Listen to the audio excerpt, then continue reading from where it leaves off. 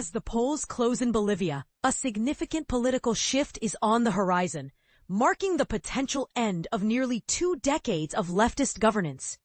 The ruling Socialist Party is anticipated to lose its grip on power, largely due to a severe economic downturn and growing rifts within the leftist coalition. Voting stations wrapped up operations at 4 p.m. local time, 20 GMT on Sunday, with the first results expected to emerge after 9 p.m. 01 GMT on Monday. This election is particularly noteworthy as it represents the first time in almost 20 years that the incumbent Movement for Socialism, MAS, appears vulnerable to defeat.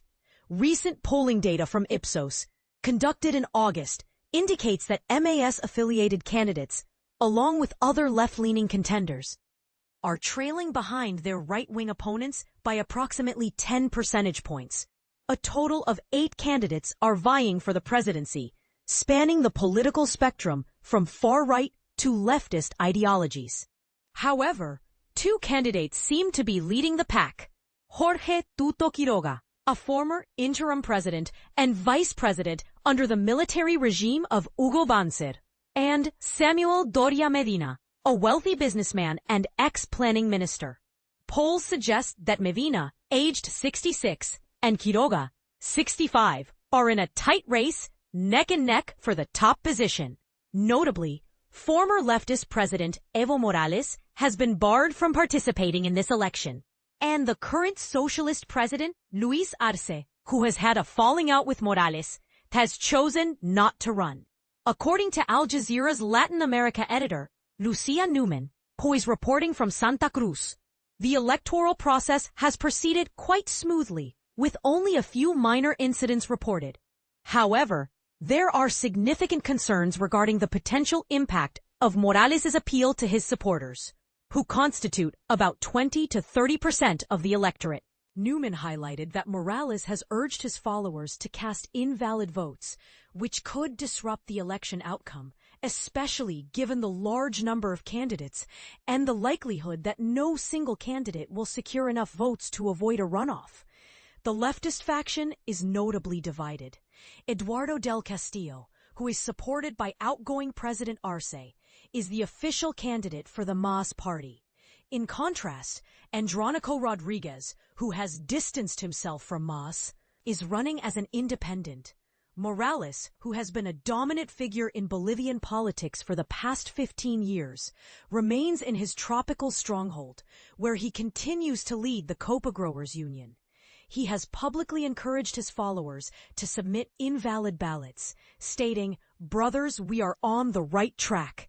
Absenteeism, blank ballots, undecided voters, all of it," during a broadcast on Radio Cosachin Coca, his media outlet located in the Bolivian jungle of Chapare. Morales faces the risk of arrest on charges related to statutory rape, which he vehemently denies.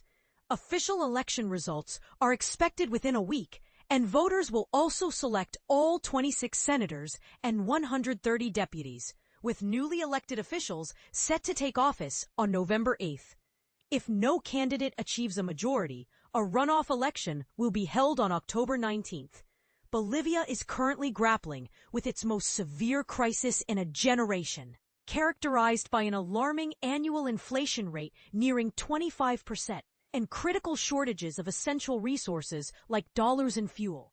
The 2 leading candidates have both promised to implement substantial changes to Bolivia's state-driven economic model if they are elected. Doria Medina, a millionaire and former planning minister, has made a name for himself in the cement industry and is known for constructing Bolivia's tallest skyscraper and acquiring the local Burger King franchise. As a centrist, he has vowed to tackle inflation and restore the availability of fuel and dollars within 100 days, all while maintaining anti-poverty programs. In a bold statement during his final rally in La Paz, Quiroga declared, "We will change everything, absolutely everything after 20 lost years," emphasizing his commitment to transformative policies. Under Morales' leadership from 2006 to 2019, Bolivia experienced over a decade of robust economic growth and significant advancements for indigenous communities, largely due to the nationalization of the gas sector, which allowed for substantial investment in social programs that halved extreme poverty. However, a lack of investment in exploration has led to a dramatic decline in gas revenues, plummeting from a peak of $6.1 billion in 2013 to just $1.6 billion last year.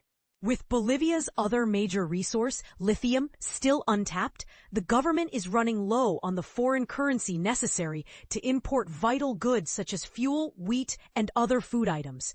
This dire situation has prompted widespread protests among Bolivians, who are increasingly frustrated by soaring prices and long waits for essential supplies like fuel and bread.